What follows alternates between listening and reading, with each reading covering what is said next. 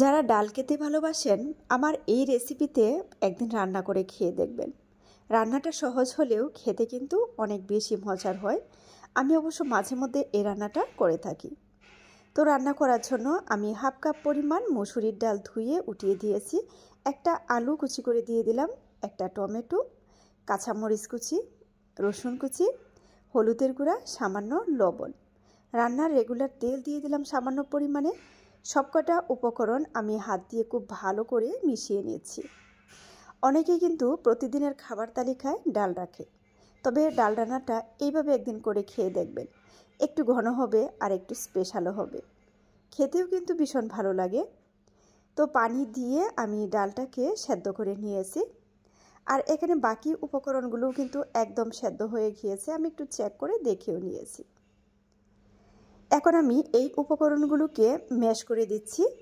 একটা ডাল ঘুটনি দিয়ে সবকটা উপকরণকে একদম ভালো করে আমি মিশিয়ে নিচ্ছি।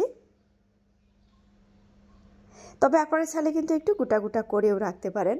আমি আজকে ডালটা কিন্তু একটু ঘন রান্না করব, কারণ এই ডালটা কিন্তু পাতলা রান্না করলে খুব বেশি ভালো লাগে না, একটু ঘন খেতেই বেশি মজার হয়।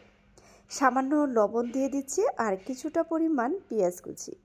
এখন কিছু সময় আমি জাল করে নেব, ডালটা একটু ঘন হবে। যখন বলক আসবে তখন থেকে আমি 2-3 মিনিট এটাকে জাল করে নেব। এই রান্নাটা কিন্তু একদমই সহজ, আর এই উপকরণগুলো কিন্তু সবসময় আমাদের রান্না করে থাকে। আপনি চাইলেই কিন্তু এই ডাল রান্নাটা খুব সহজে করে নিতে পারেন। তো এই যে আমি এটাকে কিছু সময় জাল করে একটা সাইডে উঠিয়ে রাখলাম। এদিকে প্যানে তেল দিয়ে আমি প্রথমে 2টো শুকনো মরিচ দিয়ে দিচ্ছি আর 1 চিমটি আস্ত জিরা দিয়ে দিচ্ছি। হালকা একটু ভেজে নিচ্ছি। যখন জিরা থেকে সুন্দর একটা ঘ্রাণ চলে আসবে তখন আমি এর মধ্যে পেঁয়াজ কুচি আর রসুন কুচি দিয়ে দিলাম। আর পেঁয়াজ রসুনটাকে আমি একটু সফট করে ভেজে নিচ্ছি, একটু লালচে কালার হবে, তাহলে কিন্তু এই পেঁয়াজ রসুন থেকে খুব সুন্দর একটা ঘ্রাণ আসবে। তো আপনারা দেখেই বুঝতে পারতেছেন যে আমি কাজটা কীভাবে করে নিচ্ছি, কারণ ডাল রান্না করার সময় কিন্তু ফোড়নটাই আসল।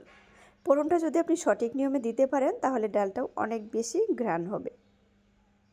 এখন ডাল দিয়ে ভালো করে একটু মিশিয়ে দিচ্ছি, তবে ডালটা দেওয়ার পর কিন্তু একটা ঢাকনা দিয়ে ঢেকে দিতে হয় যেন ঘ্রাণটা একদম ডালের সাথে মিশে যায়। তবে আপনাদের সাথে শেয়ার করার জন্যই কিন্তু আমি এটা ঢাকনা দিয়ে ঢেকে দিই। যাদের কাছে সহজ রেসিপি ভালো লাগে প্লিজ ফলো করে পাশে থেকে সাপোর্ট করবেন প্লিজ। আর যারা চ্যানেল থেকে দেখছেন আমার চ্যানেলটি সাবস্ক্রাইব করে রাখবেন। তো রান্নাটা কেমন হলো অবশ্যই কমেন্টের মাধ্যমে জানিয়ে দেবেন। তো ভিউয়ার্স সবাই ভালো থাকবেন, আল্লাহ হাফেজ।